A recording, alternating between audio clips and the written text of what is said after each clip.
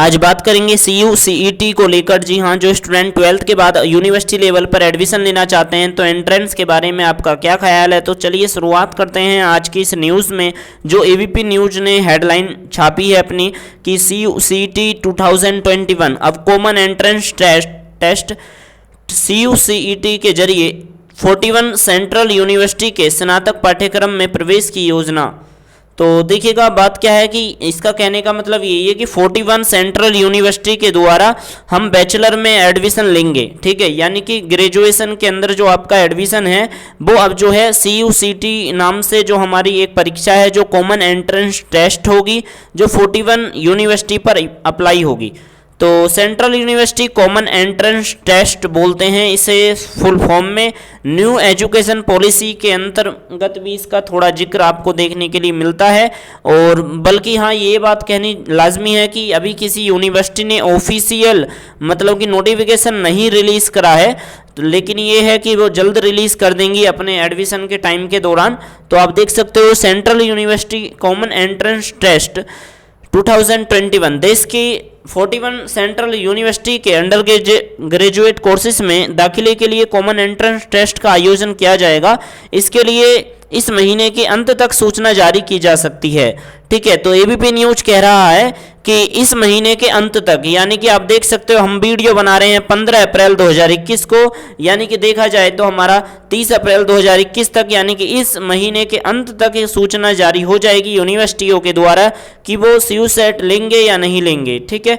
तो चलिए जानते हैं आगे के आर्टिकल में ABP लाइव क्या लिखते हैं। तो central university common entrance test 2021 देश के सभी 41 सेंट्रल यूनिवर्सिटियों में ग्रेजुएशन पाठ्यक्रमों में दाखिले के लिए अब एक कॉमन एंट्रेंस टेस्ट के जरिए किए जाने की योजना है। देश के इन सेंट्रल यूनिवर्सिटियों में प्रवेश 12वीं के अंक के आधार पर ना होकर परीक्षा के आधार पर दिया जाएगा।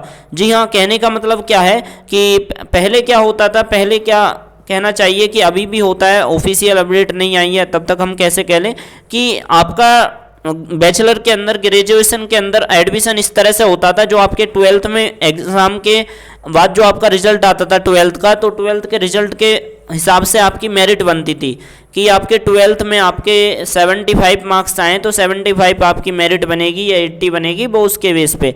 लेकिन जो अब 12th का रिजल्ट का कोई मायना नहीं रह जाएगा, थोड़ा बहुत रहेगा, वो भी डिस्कशन करेंगे अगर दे रखा होगा इसमें। तो उसके बाद जो है आपको एंट्रेंस देना होगा अलग से, यानी कि प्रवेश परीक्षा देनी होगी दाखिला लेने के लिए। तब उस परीक्षा के आधार पे जो है, जिसे इन्होंने central university common entrance test कहा है, तो उसी के आधार पे आपको जज करा जाएगा, आपकी मेरिट बनेगी, ठीक है। और देखिएगा ये भी सुनने में आया है कि ऐसे होगा कि थोड़े 12th के मार्क्स लिए जाएंगे 50% और 50% लिया जाएगा ये आपका CU/CET का एग्ज़ाम के नंबर, ठीक है। और इस प्रकार से एक मेरिट बनेगी दोनों को कॉम्बिनेशन मिलाकर, वरना ऐसा हो गया कि 12th के मार्क्स कोई ज़रूरी नहीं रहेंगे। तो स्टूडेंट 12th के बच्चे जो हैं ज़्यादा सीरियस लेकर 12th की बोर्ड की परीक्षाएँ इस तरह से नहीं देंगे उसमें सीरियस होकर। तो देखिएगा आगे लिखते हैं ABP वाले कि इसके लिए सभी कैंडिडेट को एंट्रेंस टेस्ट में भाग लेने के लिए तैयार रहना होगा जो केंद्रीय विद्यालयों में स्नातक पाठ्यक्रम में एडमिशन लेना चाहते हैं। ऐसी उम्मीद की जा रही है कि शिक्षा मंत्रालय भारत सरकार के द्वारा इस महीने के अंत तक परीक्षा संबंधी घोषणा की जाए, ठीक है। और यहाँ तक कि दिल्ली यूनिवर्सिटी ने तो एक नोटिफिकेशन भी रिलीज़ कर दिया है कि हम जो है जल्द ही यूनिवर्सिटी के एडमिशन से प्रोसीजर से संबंधित अपडेट जो है जल्द ही रिलीज़ करेंगे। तो इन्होंने बताया है कि वेरी जोन, तो वो जल्द से जल्द हमें देखने के लिए मिलेगा। और आपको बता दें कि UGC जिसे बोलते हैं यूनिवर्सिटी ग्रांट कमीशन, यानी कि जो भारत के अंदर जितनी भी यूनिवर्सिटियां हैं उसको संचालित करने का कार्य UGC ही करती है। तो UGC के द्वारा दिसंबर 2020 में गठित 7 सदस्यीय समिति ने इससे संबंधित अपनी रिपोर्ट इस सप्ताह के प्रारंभ में प्रस्तुत की है।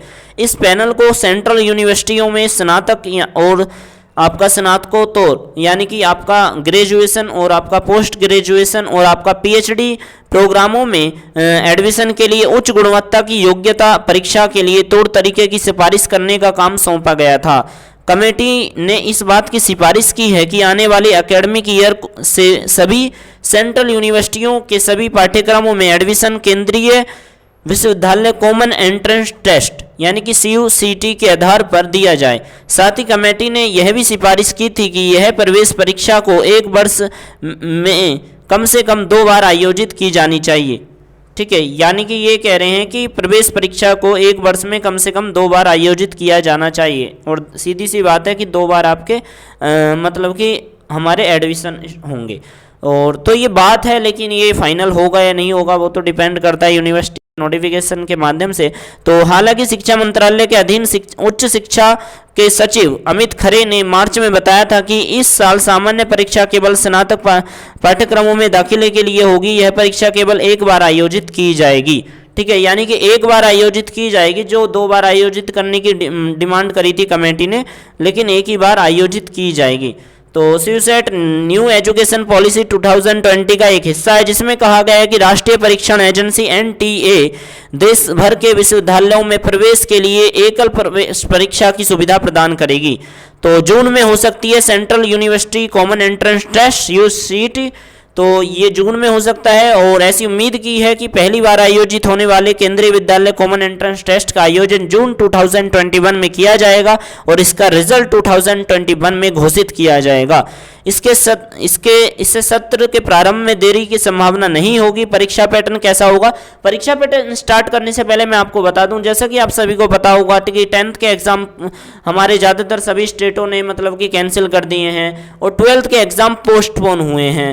और ये कब तक पोस्टपोन होते रहेंगे ये कहना मुश्किल होगा, लेकिन हाँ ये जरूर है कि यार अगर 12th के एग्जाम भी पूरी तरह से कैंसिल हो जाएं जिस तरह से 10th के हुए थे, तो आपका रिजल्ट भी जल्दी आ जाएगा। फिर आपके यूनिवर्सिटी लेवल के हमारे एग्ज़ाम हो या एडमिशन का सिलसिला हो, वो भी जल्दी उसमें देखने के लिए मिलेगी। अगर वरना इसमें काफ़ी लेट होता रहेगा तो ये काफ़ी विलंब की बात है।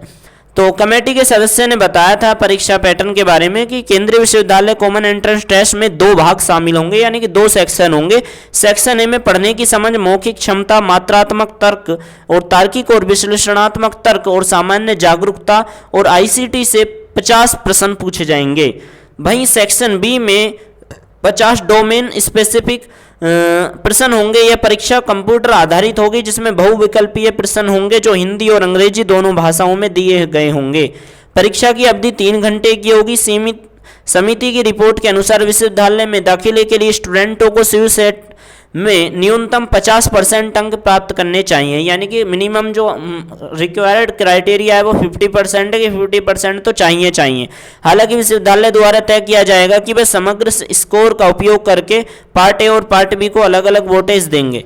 तो ये थी बिग अपडेट जो ABP न्यूज़ की तरफ से आ रही थी। आई होप कि आपको ये इससे कुछ जानकारी मिली जरूर होगी और आप हमारे चैनल को जरूर सब्सक्राइब करके रखिएगा CUSET से जुड़ी हुई किसी भी अपडेट और यूनिवर्सिटी अपडेट से जुड़ी हुई जानकारी के लिए। और तब तक ले दीजिएगा हमें इजाज़त। इस वीडियो को शेयर करिएगा मित्रों के बीच। Thank you.